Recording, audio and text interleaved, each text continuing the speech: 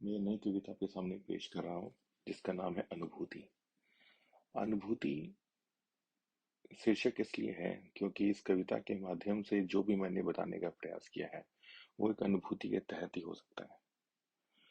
तो इसलिए इस कविता में जो भी वाक्य है, पंक्तियां हैं, वो सब एक अनुभूति के बेसिस पे ही लिखी गई हैं कि वो अनुभूति से ही आपको समझ में आएगा कि हाँ ये चीजें हैं।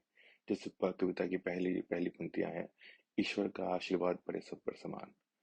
मतलब कि ऐसा नहीं कि ईश्वर सब पे एक अलग अलग आशीर्वाद देता है, ऐसा नहीं है। ईश्वर का आशीर्वाद सब पे समान पड़ता है। इस तरह एक माता पिता होते हैं, वो अपने बच्चों में कोई फर्क नहीं करते, वो सब बच्चों पे समान स्नेह करते हैं। उसी प्रकार ईश्वर कभी भी किसी भी जीव पे अलग तरह से वो आशीर्वाद नहीं देंगे कि हाँ इसे कुछ ज्यादा कर दिया, इसे कुछ कम कर दिया। उनका आशीर्वाद देने का तरीका सबका सब पर समान रहेगा। वो हमारे हमारे ऊपर है कि हमारा आशीर्वाद ग्रहण करने का जो थैली है, जिसका मुंह कितना बड़ा है, हम अपनी साधना से उस थैली के मुंह को बड़ा करते हैं और छोटा करते हैं।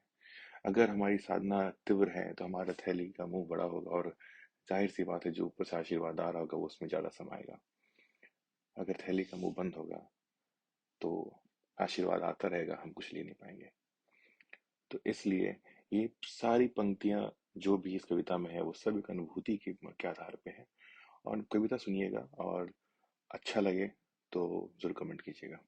धन्यवाद। ईश्वर का आशीर्वाद पड़े सब पर समान। ईश्वर का आशीर्वाद पड़े सब पर समान। मन स्थिति बताती कैसे कितना आत्मज्ञान। सुना था बड़ों से हर जीव में ईश्वर है। सुना था बड़ों से हर जीव में ईश्वर है। अंदर झांक कर देखा तो पाया कण कण में ईश्वर है। बिना समझ के ज्ञान ना आए, बिना चाह के ज्ञान ना आए। बिना समझ के ज्ञान ना आए, बिना चाह के ज्ञान ना आए।